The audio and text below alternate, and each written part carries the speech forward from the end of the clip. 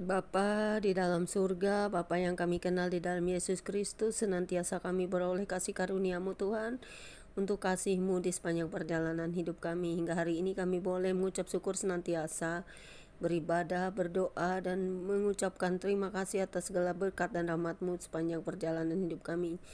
Dengan hembusan napas yang daripada-Mu, di setiap percikan ilahi yang Kau berikan untuk kami mengerti, memahami tentang Tuhan dan juga kehendak Tuhan dalam hidup kami, supaya kami tetap di dalam Kau selama-lamanya, melakukan firman-Mu dan tetap berbuat baik dan benar di dalam hidup kami, sepanjang kami tidak menyimpang ke kiri dan ke kanan, menyembah ilah-ilah lain dan juga percaya kepada hal-hal yang duniawi.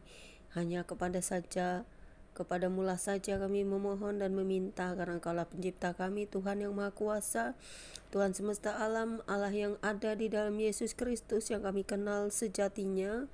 Engkau adalah terang yang ilahi yang menyinari kami dengan kasih-Mu. Roh Kudus-Mu yang terang itu akan selalu menyinari kami dengan kuasa-Mu, memberkati, mengasihi, mengampuni, memberikan pertobatan. Amin. Pada siang hari ini kita mau membaca 1 Samuel 13 ayat 1 hingga dengan ayat yang ke-22 dengan perikop ketidaktaatan Saul waktu orang Filistin datang menyerang, yang berbunyi demikian. Saul berumur sekian tahun ketika ia menjadi raja, 2 tahun ia memerintah atas Israel. Saul memilih 3.000 orang dari antara orang Israel, dan 2.000 orang ada bersama-sama dengan Saul di Mikmas dan di pegunungan Betel. Sedang 1.000 orang ada bersama-sama dengan Yonatan di Gibea Benyamin, tetapi selebihnya dari rakyat itu disuruhnya pulang masing-masing ke kemahnya. Yonatan memukul kala pasukan pendudukan orang Filistin yang ada di Geba, dan hal itu terdengar oleh orang Filistin.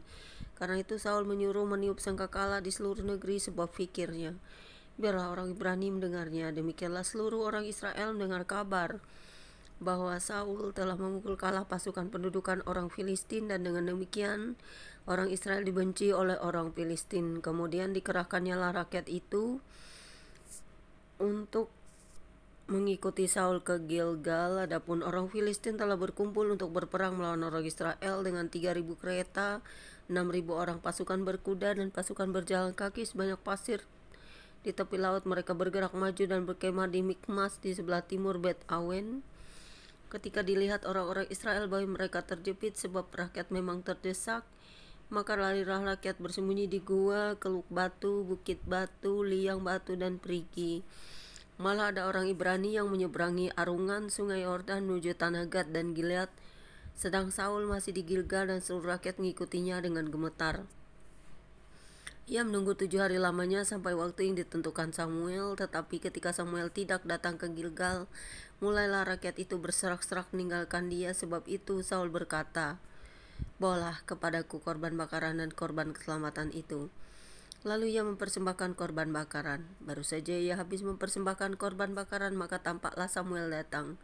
Saul pergi menyongsongnya untuk memberi salam kepadanya, tetapi kata Samuel, "Apa yang telah kau perbuat?" Jawab Saul, "Karena aku melihat rakyat itu berserak-serak meninggalkan aku, dan kau tidak datang pada waktu yang telah ditentukan.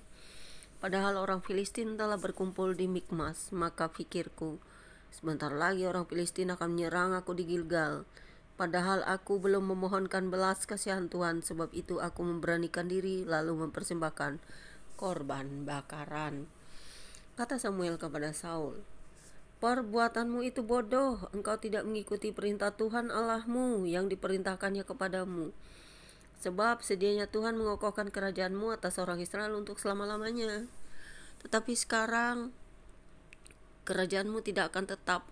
Tuhan telah memilih seorang yang berkenan di hatinya, dan Tuhan telah menunjuk dia menjadi raja atas umatnya, karena engkau tidak mengikuti apa yang diperintahkan Tuhan kepadamu."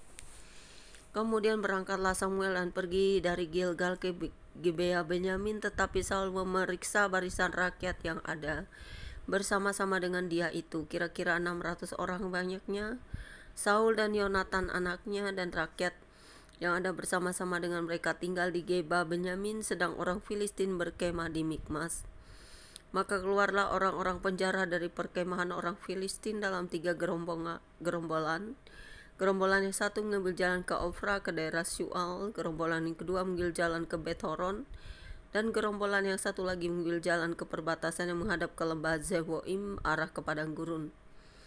Seorang tukang besi tidak terdapat di seluruh negeri Israel, sebab orang Filistin berkata, "Jangan-jangan orang Ibrani membuat pedang atau tombak."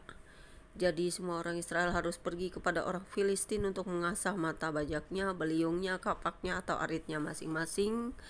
Adapun bayarannya ialah 2/3 shikal untuk mata bajak dan beliung, dan 1/3 shikal untuk mengasah kapak dan untuk memasang kusa. Sehingga pada hari pertempuran itu sebilah pedang atau lembing pun tidak terdapat pada seluruh rakyat yang ada bersama Saul dan Yonatan. Tetapi Saul dan Yonatan anaknya itu masih mempunyainya. Demikianlah pembacaan Alkitab kita siang hari ini. Terima kasih Tuhan atas apa yang kami dengar dan baca. Biarlah kami selalu merenungkannya dan menjadikan kami anak-anak Tuhan yang setia di dalam jalan Tuhan yang lurus dan tidak menyimpang ke kiri ke kanan. Tetap setia pada firman-Mu, tetap hidup dalam kasih-Mu, dan tetap mempercayakan Tuhan Yesus sebagai Tuhan Allah kami yang hidup, yang benar-benar datang dari surga, Mesias yang agung, Raja perkasa, Tuhan semesta alam namanya. Amin. Demikianlah pembacaan Alkitab kita. Tuhan Yesus memberkati. God bless you all.